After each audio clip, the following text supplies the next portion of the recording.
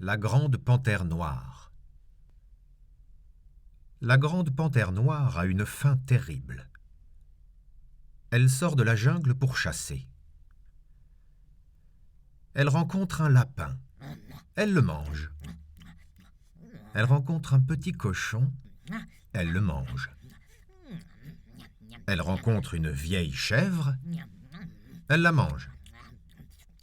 Elle rencontre une grande vache. Elle la mange. Alors là, ça ne va plus. Les braves villageois ne sont pas contents. Ce sont des hindous de l'Inde. Ils prennent leurs fusils et ils partent à la recherche de la grande panthère noire en entonnant leur chant de guerre pour se donner du courage. Les jeunes gars du village marchent devant.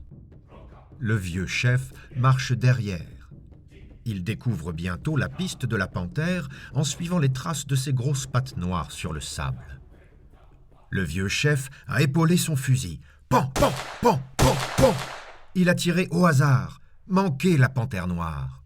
Mais où est-elle donc? Les jeunes gars du village se retournent au bruit, et que voit-il juste derrière le vieux chef? La grande panthère noire, qui renifle et qui fait miam, miam, en ouvrant une gueule comme ça.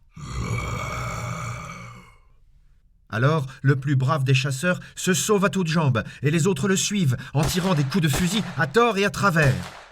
La grande panthère noire, qui n'aime pas beaucoup le bruit du fusil, se sauve aussi.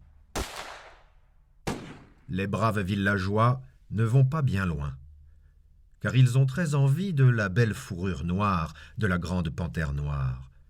Ils font un feu et se reposent avant de repartir. Et puis, la chasse continue.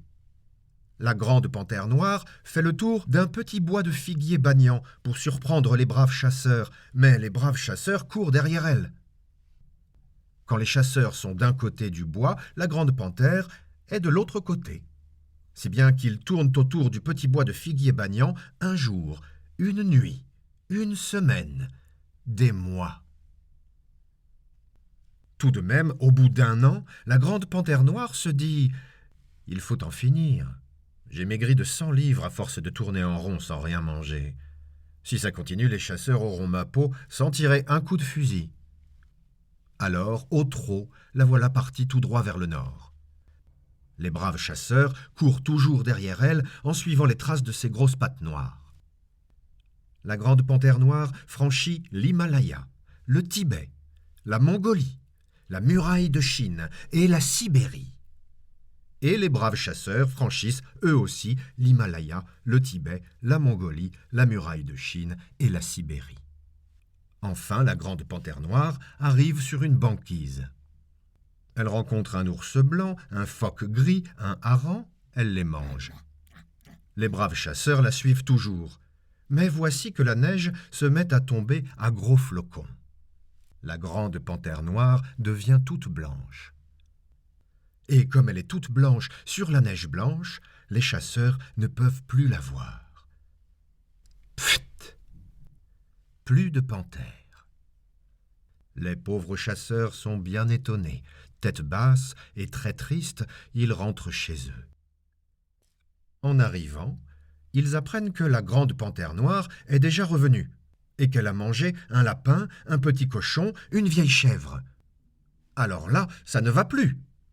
Mais alors, plus du tout, du tout, du tout. Les villageois ne sont pas contents.